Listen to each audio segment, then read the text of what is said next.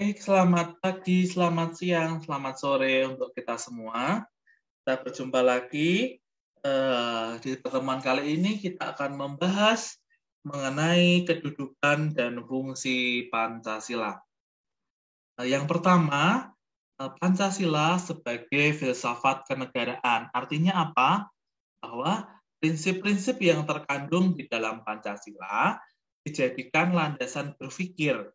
Filsafat itu adalah proses pemikiran ya, secara mendalam dan menyeluruh, serta melakukan kegiatan yang berkaitan dengan masalah-masalah kenegaraan. Jadi, Pancasila sebagai kajian dalam berpikir dan bertindak secara menyeluruh untuk warga negara, khususnya dalam masalah kenegaraan.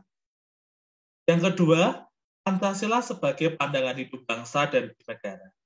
Dalam hari ini, Pancasila dipergunakan sebagai petunjuk kehidupan dalam berkehidupan. Dengan kata lain, Pancasila digunakan sebagai penunjuk arah kegiatan atau aktivitas di segala bidang. Petunjuknya adalah pandangan hidup. Lalu yang ketiga, Pancasila sebagai ideologi nasional.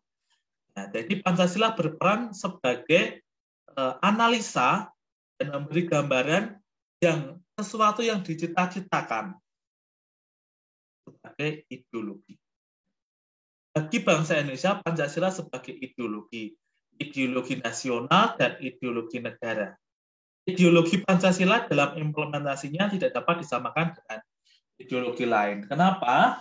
Karena ideologi Pancasila itu berasal dari bangsa Indonesia sendiri, berasal dari jati diri dan kenegaraan bangsa Indonesia. Jadi nilai-nilainya itu berasal dari bangsa Indonesia sendiri. Gitu. Lalu perbedaan dengan ideologi lain, kalau ideologi Pancasila itu pandangan tentang manusia, itu adalah keseimbangan antara individu dengan sosial. Kalau ada ideologi liberalisme, itu menekankan adanya individualitas. Sedangkan sosialisme itu menekankan pada sosialitas itu saja. Lalu cita-citanya, kalau Pancasila masyarakat adil makmur, mencapai kesejahteraan begitu. Kalau liberalisme itu adanya kebebasan begitu ya, masyarakat yang sejahtera, yang bebas begitu. Sedangkan kalau sosialisme itu semacam komunis ya, jadi adanya kemakmuran secara bersama. Lalu strategi untuk mencapai cita-citanya, kalau dalam ideologi Pancasila ada demokrasi Pancasila begitu. Kalau di liberal juga ada demokrasi liberal, sedangkan sosialisme juga ada sosialisme demokrasi sosialis. Lalu Pancasila sebagai dasar negara. Pancasila dalam hal ini sering disebut dengan dasar filsafat negara. Pancasila digunakan sebagai dasar untuk mengatur pemerintahan negara atau sebagai dasar mengatur adanya penyelenggaraan suatu negara. Jadi, fungsi pokok dari Pancasila sebagai dasar negara adalah sesuai dengan pembukaan Undang-Undang 1945 sebagai sumber dari segala sumber hukum atau sumber dari tertib hukum. Jadi peraturan-peraturan kenegaraan itu harus berdasarkan dari Pancasila. Jadi tidak boleh ada di atasnya dari Pancasila. Ini adalah makna dari kedudukan Pancasila sebagai dasar negara, yaitu mengatur penyelenggaraan suatu negara.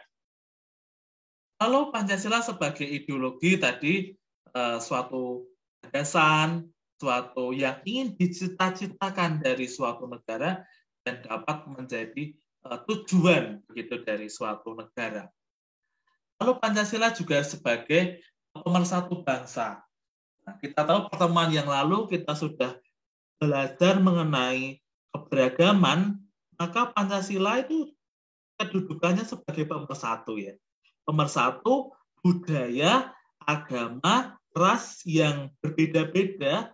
Nah, maka harus ada salah satu pedoman yang harus dipahami oleh semua warga, yaitu adalah Pancasila. Jadi Pancasila sebagai pemersatu bangsa begitu.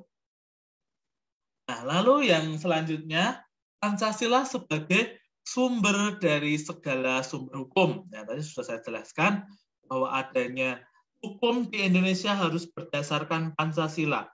Peraturan-peraturan yang ada harus ada di bawah Pancasila. Jadi di sini ada kesatuan subjek yang mengadakan peraturan hukum harus di bawah Pancasila. Ada kesatuan kerohanian meliputi peraturan-peraturan hukum dan kesatuan waktu begitu, yaitu tanggal 18 Agustus disahkannya Pancasila, dan kesatuan daerah berasal dari Sabang sampai Merauke. Lalu Pancasila sebagai jiwa bangsa Indonesia.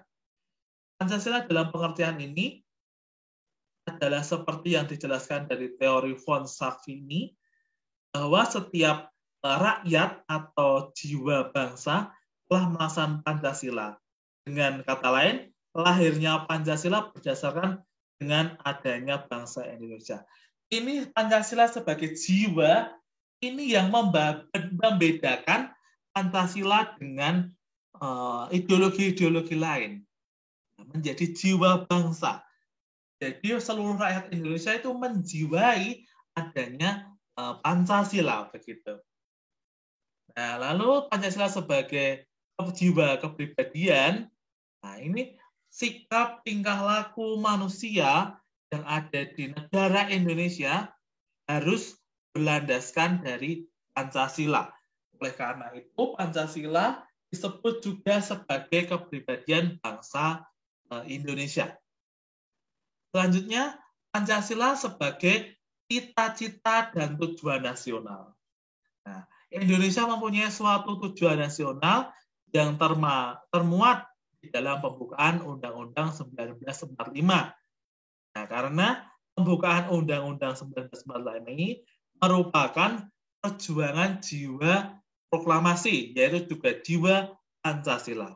Dengan demikian, Pancasila merupakan cita-cita dan tujuan bangsa Indonesia. Ini terdapat di dalam alinea 2 dan alinea keempat. Ya, silahkan dibuka di undang-undangnya begitu ya. Jadi Pancasila menjadi suatu cita-cita dan tujuan nasional. Lalu Pancasila sebagai perjanjian luhur bangsa Indonesia. Untuk membentuk suatu pemerintahan negara Indonesia yang bisa melindungi segenap bangsa Indonesia dan seluruh tumpah darah Indonesia, maka dari segi internal dan eksternal kita dapat kuat karena adanya Pancasila.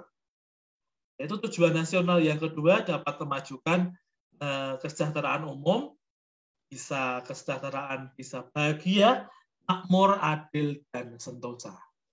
Yang ketiga, mencerdaskan kehidupan bangsa, dan yang keempat adalah ikut berperan aktif dalam perdamaian dunia. Jadi negara Indonesia berdasarkan Pancasila tidak hanya jago kandang, tetapi juga harus bisa mempunyai misi perdamaian, misi perdamaian yang ada di dunia, dapat menjadikan negara-negara lain yang konflik bisa membantu mendamaikan dan sebagainya.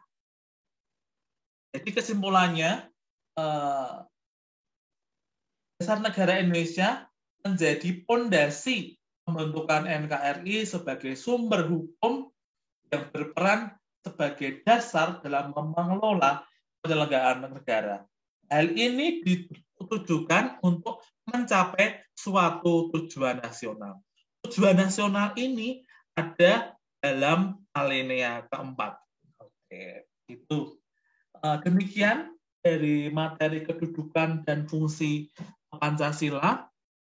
Silahkan bisa membaca referensi lain dan perbanyak informasi dari referensi lain. Demikian yang bisa saya sampaikan. Semoga bermanfaat ya untuk panjenengan semua, untuk Anda semua. video ini.